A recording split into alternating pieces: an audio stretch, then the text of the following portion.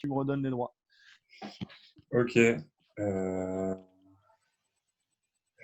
Comment j'ai fait ça? Ouais. Mais là, tu as relancé l'enregistrement, Denis. Hein, donc, Oui, là ouais, oui. c'est bon. Mais j'espère que ça Ok. va.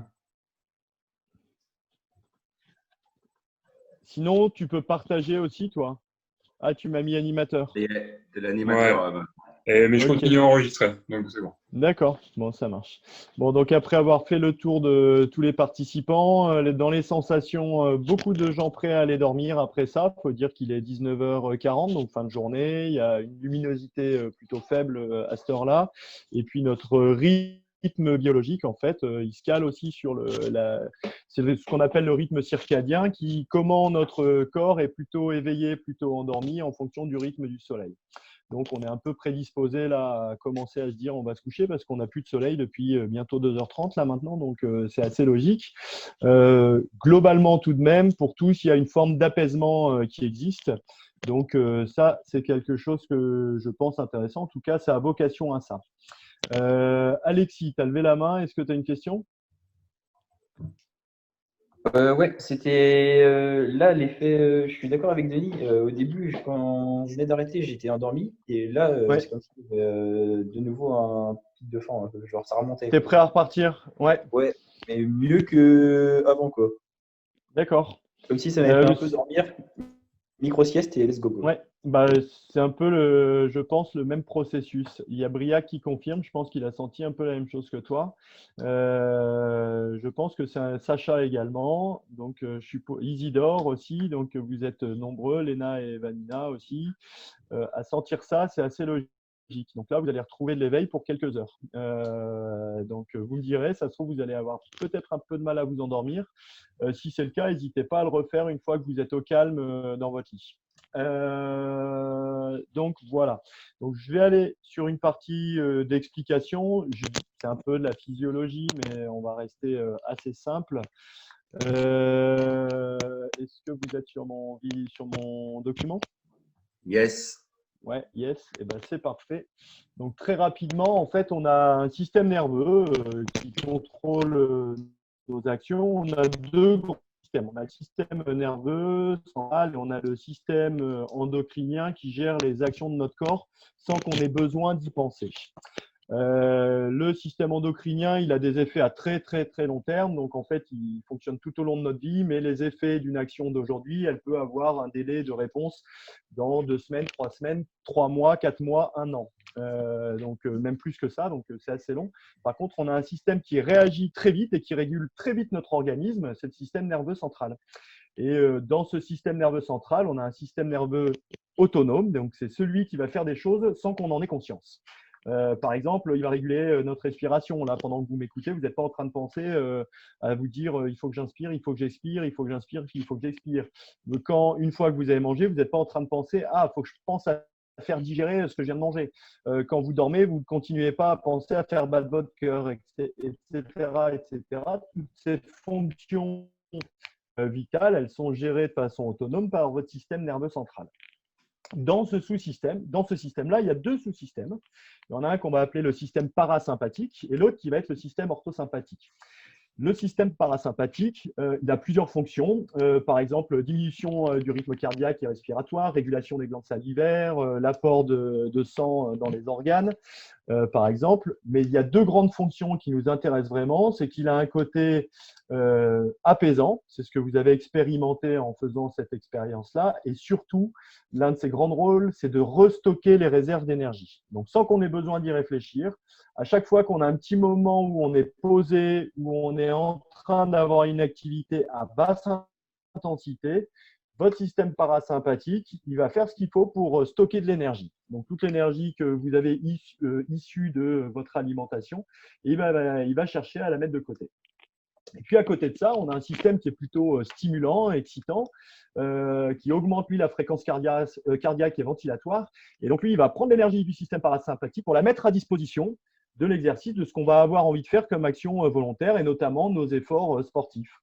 Donc, il y en a un qui stocke, qui récupère l'énergie, et l'autre qui le met à disposition pour les efforts, et notamment les efforts intenses.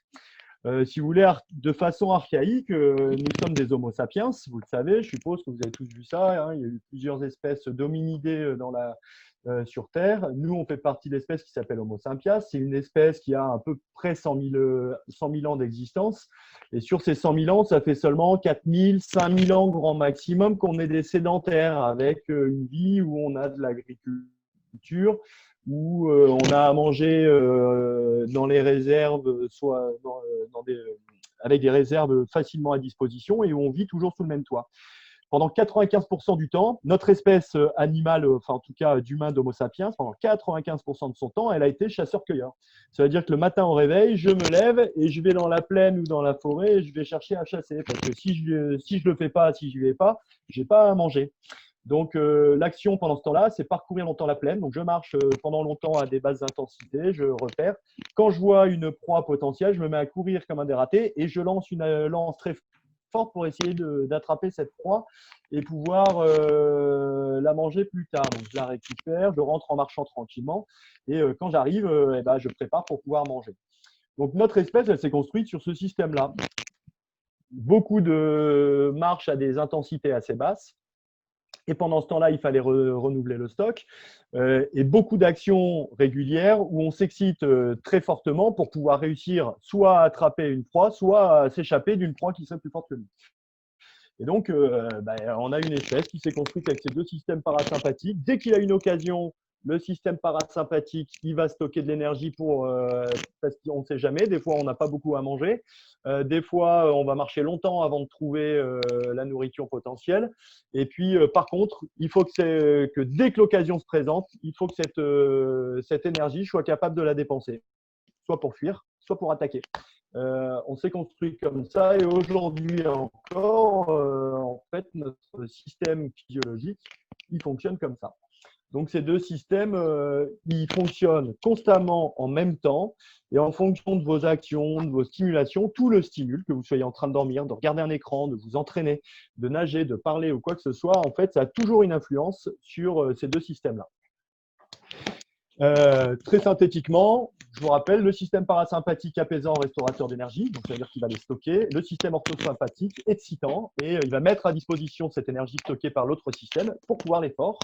Et donc, ce travail que vous avez fait de cohérence cardiaque, en fait, on a cherché par des respirations contrôlées à donner des informations à votre système nerveux pour lui dire active ton système parasympathique, apaise-toi et restaure, stocke de l'énergie. C'est ça qu'on a dit à votre système en faisant ce type de travail de cohérence cardiaque. Est-ce qu'il y a des questions?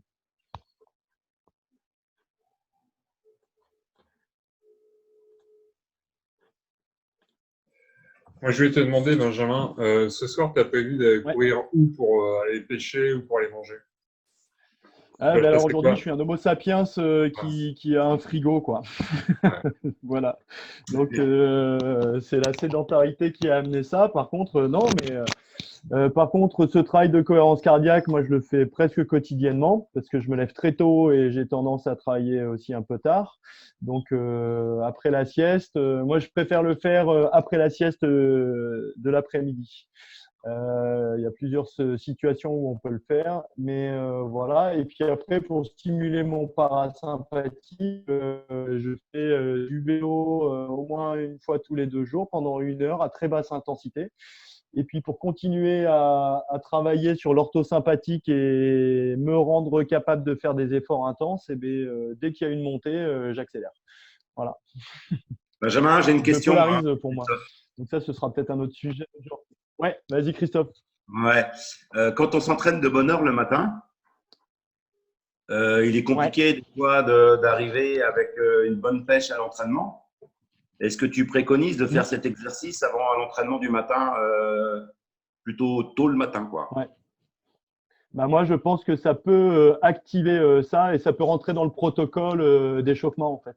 Je pense que ça pourrait le faire, ouais. Vraiment, d'ailleurs, ce sera la prochaine et dernière diapo. En fait, dans les propositions que je fais, c'est ça, le matin au réveil ou en arrivant à l'entraînement, si la nuit n'a pas été très bonne ou s'il faut se réveiller. Ça peut être le cas, ça peut être une bonne solution. Après l'entraînement du matin, avant d'aller en cours ou d'aller faire le reste de la journée, je pense que c'est un bon moment aussi. Tout début d'après-midi, alors il y a ceux que ça endort, donc ça peut être le moment de le faire pour lancer une sieste entre deux demi-journées de compétition, par exemple, ou deux demi-journées de stage, ou le soir avant de s'endormir. Voilà. Alors par contre, il y a un moment auquel où il faut éviter de le faire, c'est bon là, c'était pas le bon exemple, mais c'est comme ça. Entre 17h et 20h, il faut être attentif. Alors c'est pour ça qu'on n'a pas prolongé l'expérience. Bon, quand on fait des expériences, des fois on se trompe, et moi je me suis trompé sur ce truc-là. On l'a fait une fois avec l'un des CAF qu'on a dans notre région. Ce travail-là à 17h ou 17h30, le temps de bien faire ce travail de cohérence cardiaque sur 10 minutes. Et il y a, sur le panel de 20 nageurs, il y en a 5 qui n'ont pas réussi à s'endormir avant 23h minuit. Parce qu'en fait, l'effet sur pas mal de gens, c'est non seulement j'apaise, je stocke de l'énergie, mais en plus, je provoque en conséquence un rééveil et je relance la machine pour quelques heures. Donc, je ne suis pas encore allé plus loin parce qu'on a eu pas mal de complications ces derniers temps, mais j'estime ça entre 4 et 6 heures. Ces effets-là. Donc, ceux que ça endort, je les invite à le faire juste avant la sieste ou juste avant de s'endormir le soir en allant se coucher. Ceux qui ont une tendance à sentir qu'assez vite derrière, ça les réexcite et ça les remet en bonne condition pour faire des efforts, plutôt à la fin de la sieste ou juste avant de recommencer la demi-journée de l'après-midi. Mais je pense, Christophe, tu as raison, en phase d'échauffement, le matin notamment, je crois que c'est très efficace. Ok. Il y a Ulysse aussi qui pose une question. Je ne sais pas si Ulysse, tu peux Alors prendre la après, à parole. tester. Hein. Ouais. Ulysse, je ne sais pas si tu peux prendre la parole et la poser. Ouais.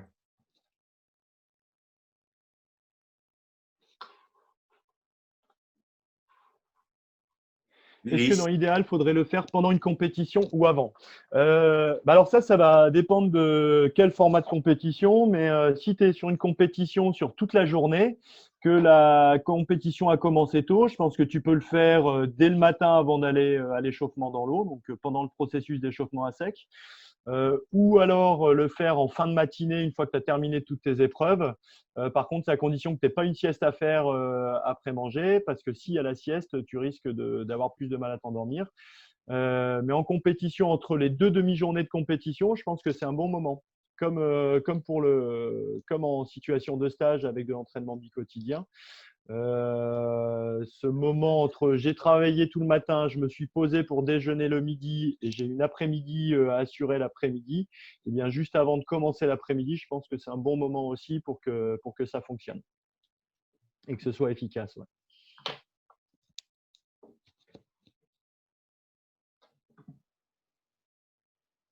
Voilà. Alors, quelques petits messages aussi que je peux vous faire passer. On a testé ça avec 18 nageurs de niveau national à international en natation course et en eau libre. La première fois qu'on a fait cette expérience, ça a été efficace pour 11 des nageurs sur 18.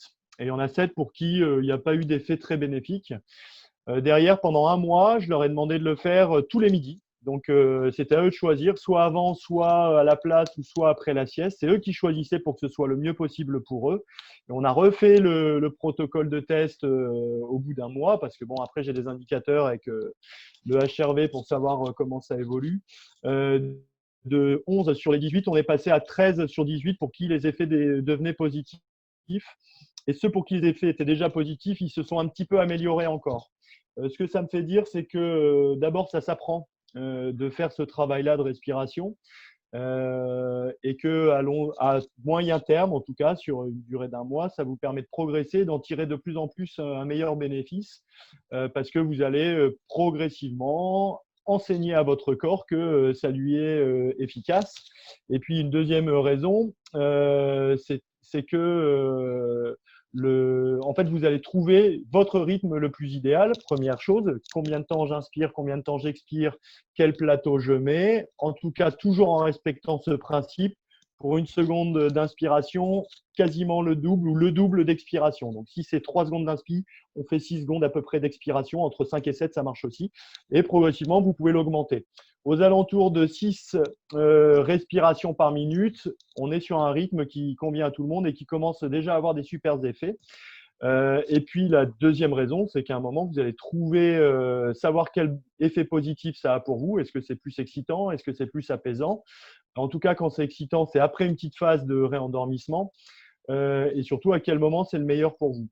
Donc, je ne peux pas dire que ça fonctionne pour tout le monde.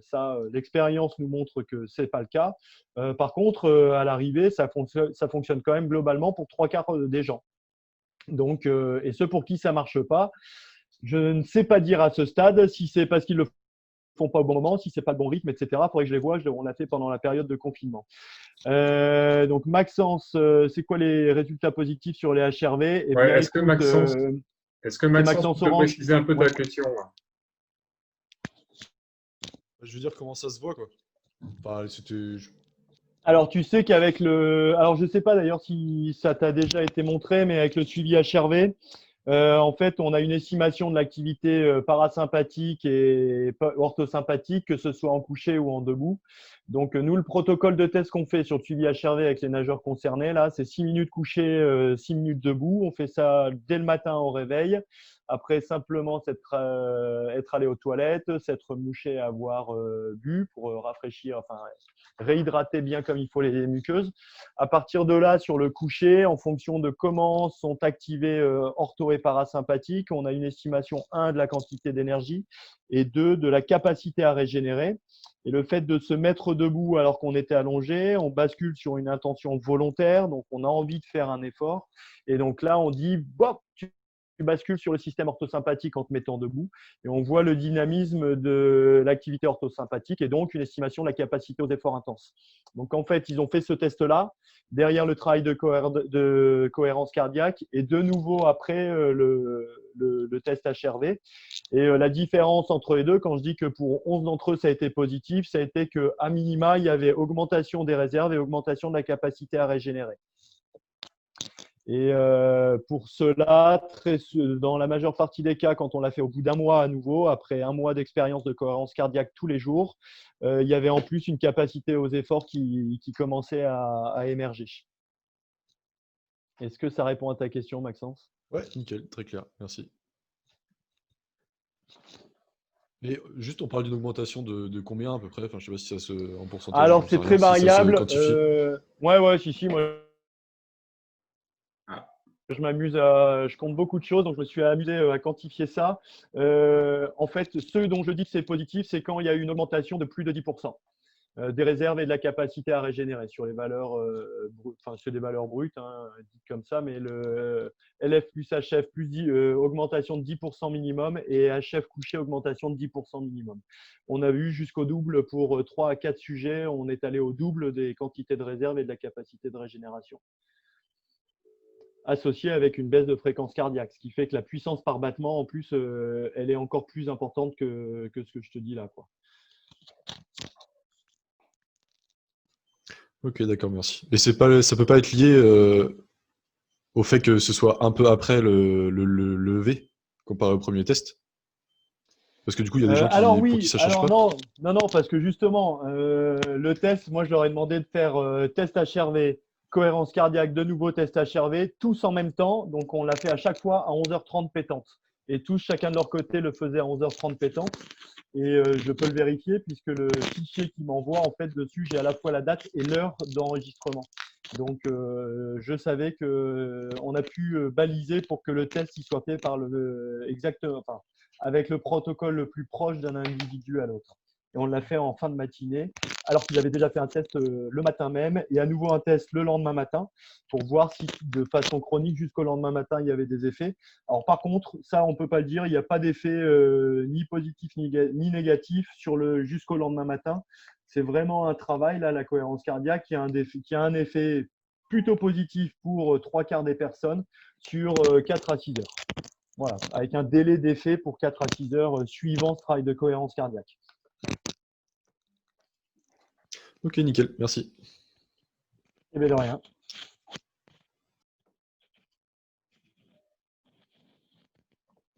Est-ce que vous avez d'autres questions?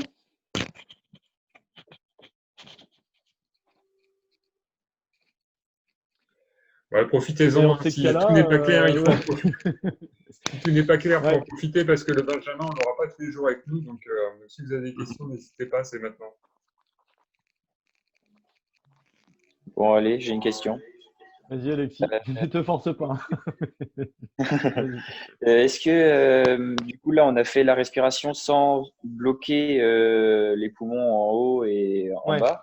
Est-ce que, du coup, c'est intéressant? Je sais que je le fais en prépa mentale et j'aime bien avoir les poumons et les bloquer, que ce soit avec les poumons pleins ou les poumons vides.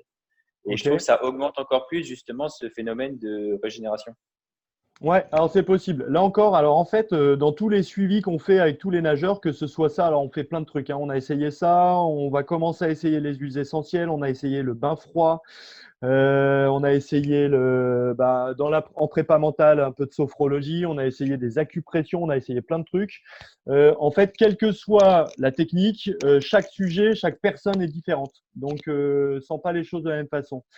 Je pense, en plus, quand vous êtes honnête avec vous-même, parce que je l'ai testé aussi, ça, avoir la sensation des nageurs à l'issue du test, ils me le disent, je le note, et après seulement, je fais le relevé HRV pour vérifier. C'est toujours cohérent. C'est-à-dire que ce que vous sentez, quand vous êtes honnête avec vous-même, c'est très, très, très souvent très juste.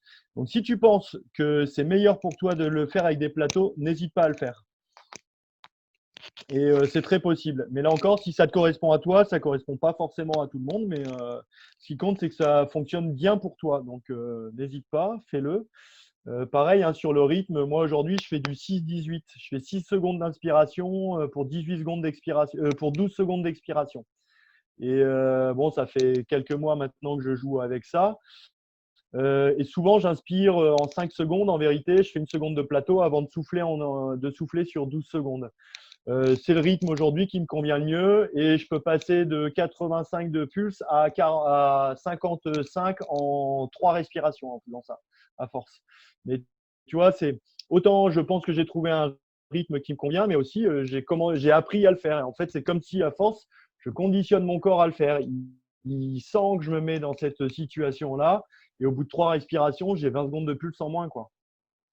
Donc, pareil, cet apprentissage au fur et à mesure, votre corps, je pense qu'il en est de plus en plus réceptif. Ok, super, merci. Voilà. Après, pareil, l'une des questions qui peut se poser, est-ce que j'inspire par le nez ou par la bouche? Est-ce que j'expire par le nez ou par la bouche? Là encore, je crois que nous, on est assez conditionnés en natation à tout faire par la bouche ou souffler nez plus bouche. En tout cas, rares sont les nageurs qui inspirent par le nez parce que vous savez que c'est risqué, hein. Il suffit qu'il y ait une petite goutte d'eau et c'est pas agréable. En tout cas, peut-être que ça peut influencer votre façon de respirer. Moi, je commençais à tout faire en inspirant et en soufflant par la bouche. Désormais, j'inspire par le nez, je souffle par la bouche. Là aussi, je ne suis pas sûr qu'il y ait une solution meilleure que les autres. Il n'y a qu'une solution qui est la plus adaptée à chacun. Moi aussi, j'ai une question. Vas-y, Isidore. Mais j'ai pas compris. HRV, ça veut dire quoi? Ah, alors, HRV, c'est une technique qu'on utilise avec des nageurs d'un certain niveau maintenant. Ça veut dire Heart Rate Variability. Donc ça, c'est dit en anglais. Au départ, c'est une technique d'un Français qui a mis ça en place. Donc ce Français, il s'appelle Laurent Schmitt. Il a été entraîneur de très haut niveau. Il a eu Vincent Vitos, par exemple, comme athlète avec lui. Vincent Vitos, c'est un mec qui a fait des médailles aux Jeux, aux championnats du monde et aux championnats d'Europe en ski fond. Dans ses recherches et le suivi des athlètes, il s'est rendu compte de choses et il a voulu estimer l'état de forme des nageurs. Donc, derrière, il a passé un doctorat en physiologie et il a travaillé avec des grands cardiologues pour pouvoir mettre en place ce système qu'il a inventé qui s'appelle la variabilité de la fréquence cardiaque. En fait, quand ton cœur bat à 60 pulsations par minute, l'écart entre deux pulsations, il n'est pas de 1 seconde pile poil à chaque fois. Ce n'est pas 1 seconde, 1 seconde, 1 seconde, 1 seconde. Ça va être des fois 1 seconde, 0,9 secondes, 1 seconde, 1, 0,8 secondes, etc., etc. Et cet écart qu'il y a entre deux battements, cet écart de temps qui n'est jamais le même, qui est donc très variable, c'est ça qu'on appelle la variabilité de la fréquence cardiaque. Et plus il y a de la variabilité, meilleur le signe et mieux c'est en fait. Parce que ça veut dire qu'il y a toujours, c'est le signe en fait, c'est la traduction de la discussion, entre guillemets, qui existe entre le système parasympathique qui va vouloir apaiser, baisser le rythme cardiaque, et l'orthosympathique qui va vouloir l'augmenter. Et les deux, en fait, ils sont toujours en discussion entre deux. Et du coup, ça se traduit par des pulsations qui montent, qui descendent régulièrement. Alors, ce qu'on a fait, c'est qu'on a fait une moyenne, en fait, en comptant vos nombres de pulsations sur une minute. Mais dans les faits, si tu as fait 60, par exemple, il n'y a pas une seconde entre chaque battement. Il est parfois beaucoup plus, parfois beaucoup moins, parfois un tout petit peu plus, un tout petit peu moins, etc. Il y aura rarement eu une seconde pile poil. Cette variabilité, c'est ça. Voilà. Et juste avant de mourir, en fait, cette discussion entre l'ortho et le parasympathique, elle se fait plus. Et donc, au fur et à mesure, les écarts se font de moins en moins. Et juste avant de mourir, on arrive à pile poil le même écart entre deux battements. Et à la fin, on a un électrocardiogramme qui est tout plat. Et si tu as déjà vu des séries sur les médecins, tu sais que ça, c'est le début de la mort, quoi. Voilà. Ok, merci. Avant de s'arrêter, le cœur, il bat pile poil à la même fréquence. Voilà, de rien.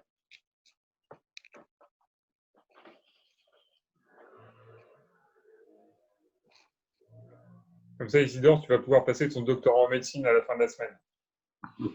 Ouais.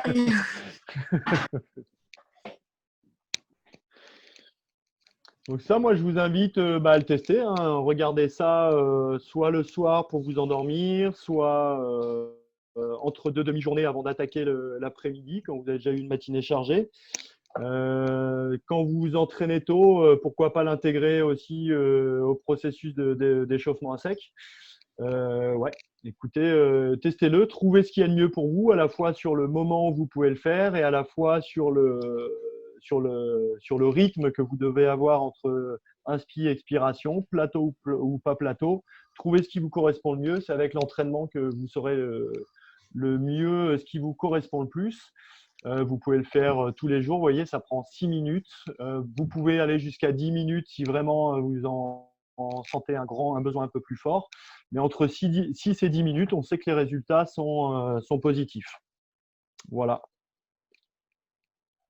ce que je pouvais vous dire là-dessus. Ouais, écoute, c'est génial. Merci, Benjamin. Je ne sais pas si… avec plaisir. Rapidement, si vous avez une autre question, c'est le dernier moment. Mais en tout cas, merci beaucoup, Benjamin. Et franchement, pour ton intervention, je pense que ça va servir à tous nos nageurs. Et en effet, du jeu, comme tu l'as dit au début, c'est qu'ils aillent chercher des médailles au niveau international. Ah ouais, à l'arrivée, moi je veux donc là, ça. vous savez tous les 23, enfin bon, j'enlève Christophe et moi parce qu'on est un peu vieux, mais sinon là, tous, vous savez ce qu'il vous en reste à faire. Bon, après, moi je pense que c'est bien aussi pour les entraîneurs. Moi aussi, je suis C'est vieux. bien aussi pour les entraîneurs. Ouais, c'est vrai. On a eu ta conférence en visio au premier confinement déjà. Ouais, exact. Ouais, c'était pile poil le sujet. Je vous présentais un peu plus en détail les résultats de ce travail-là avec le panel de nageurs. Ouais. C'est exactement ça. J'ai pas proposé la suite parce que depuis, il y a eu beaucoup de choses à faire et puis beaucoup de missions en plus, en fait. Donc, voilà. On continue. Il y a un peu plus de suivi HRV parce que ça intéresse de plus en plus de monde. On apprend plein de choses là et voilà, c'est intéressant. Et puis, après, on va voir avec Robin et Yves, voir si on peut pas faire un mardi de la FFN sur le sujet du HRV et les techniques et ce qu'on a comme réponse, associé aussi avec le travail polarisé ou pas polarisé. On commence à avoir quelques réponses. Voilà. Je pense qu'on va se donner encore la saison pour avancer, voir ce que ça donne. Parce que là, ça y est, on commence à demander aux entraîneurs de nous envoyer les vraies quantifications avec la distribution des charges, enfin des intensités selon le modèle polarisé, voir ce que ça donne un petit peu. En tout cas, sur le suivi d'Amiens, tu vois, j'en suis à 2 ans là et ce que je peux constater, c'est qu'en 2 ans, globalement, les niveaux d'énergie ont augmenté, les fréquences cardiaques des nageurs ont eu tendance à baisser, avec systématiquement un premier trimestre avec une légère tendance polarisée progressivement allant vers le seuil, mais de façon très très progressive jusqu'au mois de décembre. une période jusqu'au championnat de France, de janvier jusqu'au championnat de France, où c'est plutôt au seuil, où là, la baisse des énergies et augmentation de la fréquence cardiaque, que ce soit couché ou debout. Et puis une troisième période entre les France et les championnats internationaux, ou estivaux en tout cas, où là, Mathieu polarise à mort et je vois des montées d'énergie assez phénoménales, notamment la dernière année là, et une baisse de fréquence cardiaque, et surtout parce que le HRV dans l'absolu c'est bien, mais ce qu'on veut à la fin c'est de la perf. Et pour le coup là en Italie, Mewen ça a bien gazé, et Enzo, Clément, Thomas Le Pape ça a gazé aussi, du 100 mètres au 404 nage. Donc c'est vrai, c'est assez intéressant. Donc là aujourd'hui on peut dire qu'une période de 2 mois et demi d'entraînement polarisé après un gros développement au seuil, c'est efficace. Voilà. Ça, moi, je le vois sur une structure. Est-ce que le polariser tout le temps, c'est efficace? Ça, pour l'instant, on n'a pas encore assez de retour. Bon, ça Donc, marche. voilà, il y a ce genre de truc. Voilà, on verra. Ouais. Si on arrive à faire un mardi de la FFN, là, on verra ça d'ici la fin de saison, je pense. Et puis, toutes les solutions de régénération. Ok. Bon, super. Écoute, merci Binge. Merci à tous Ouais. d'avoir participé. Et puis, ouais, parce qu'on a des super nageurs là qui sont là. Binge, mais on a aussi des éducateurs plutôt assez jeunes aussi. On a 2 vieux là face à toi, mais Ouais. on a aussi des jeunes, donc je pense que ça leur servira bien, donc c'est cool. Ouais. Voilà. Et bien, vous avez l'outil. À Ouais. vous de vous l'approprier et d'en faire un truc bon pour vous, quoi. Voilà. Bon, bah écoute, je te remercie et puis Bonne je soirée. te dis à bientôt. À À bientôt. bientôt. Ouais. Bah, Ciao. bien. Eh ben ouais.